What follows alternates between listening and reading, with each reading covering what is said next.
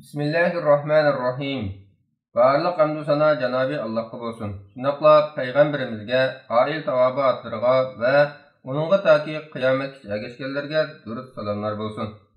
Tekbirning hükmü to'g'ri qarashga asosan ta'kidlangan sunnat bo'lib, takbirni taq tushirishmi, jup tushirishmi o'xshash sunnat. Chunki har ikki xil takbir tushirish usuli sahih hadislar bilan Rasululloh sallallohu alayhi va sallamdan kelgandir. Hanafiy mazhab olimlari takbirni jup tushirishni tanlagan bo'lib, takbirni jup tushirganimizda 17 jumla bo'ladi. Ya'ni Allohu akbar, Allohu akbar, Allohu akbar, Allohu akbar.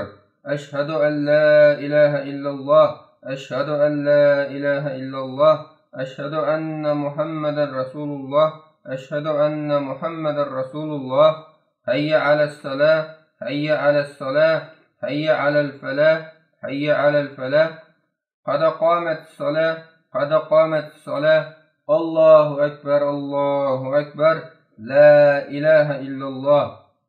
Bu usul Abu Mahzura radhiyallohu anhu rivoyat qilgan hadisda kelgan bo'lib, u hadisda Abu Mahzura radhiyallohu anhu Rasululloh sallallohu alayhi va sallam menga takbirni 17 jumla o'rgatgan degan. Abdurrahman ibn Abi Layla rivoyat qilib deydi-ki, Muhammad sallallohu alayhi va sallamning sahobalari bizga so'zlab berdiki, Abdullah ibn Zayd al-Ansari radhiyallohu anhu Rasululloh sallallohu alayhi va sallamning qishig'iga kelib, "Ya Rasululloh, men tushimda uchida ikki yeshil to'n kiygan bir kishining tomning ustida o'ri turib, jup azon to'lab, jup takbir tushirib, orliqda bir o'ltirib o'tganligini ko'rdim" degan. Buni Bilal anglagandan keyin o'rnidan turib, jup azon to'lab, jup takbir tushirib, orliqda bir o'ltirib o'tgan. Bu hadisning raviylari sahihning raviylari bo'lib, ko'pchilik olimlarning qarshida sahoba kiramlarning hammasi ishonchlik, ularning ismini bilmaslikning ziyni yo'q degan qarshiga asosan bu hadisning sanadi tutashgan. Yana bir rivoyatda Rasululloh sallallohu alayhi va sallam uni Bilalga o'rgatgan degan.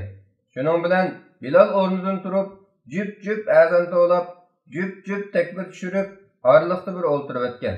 Bu hadisni İmam Tahaviy rivoyat qilgan. Bu rivoyatning isnodi sahih.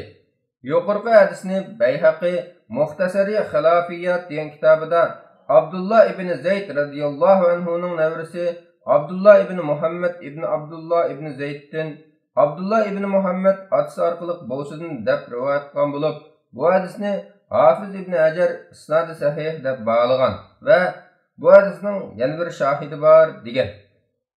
Yana sahabalardan Bilal, Abu Mahzura, Salama ibn Akva va Savban radhiyallohu anhulardan takbirni jup aytganligini Imam Tahaviy rivoyat qilgan. Ko'pchilik olimlar takbirni taq tushirishni tanlagan bo'lib, takbirni taq tushirganimizda 11 jumla bo'ladi. Ya'ni Allahu akbar, Allahu akbar. Ashhadu an la ilaha illalloh, ashhadu anna Muhammadar Rasululloh. حي على الصلاة حي على الفلاح قد قامت الصلاة قد قامت الصلاة الله أكبر الله أكبر لا إله إلا الله. Buningda قد قامت الصلاة degan jumladan boshqa jumla takrorlanmaydi. Bu usul Abdullah ibn Zayd radhiyallohu anhu rivoyat qilgan hadisda kelgan. Ibn Xuzayma bu hadisni sahih degan. Imom Tirmiziy Ilal Kabir degan kitobida mundaq degan. Men Muhammad ibn Ismoil yani İmam Buxariydan bu hadis to'g'risida so'rasam, u mening nazarimda sahih dedi. Abu Qilaba Anas rivoyat qiladi-ki, Ibn Malik radhiyallohu anhu mundaq degan.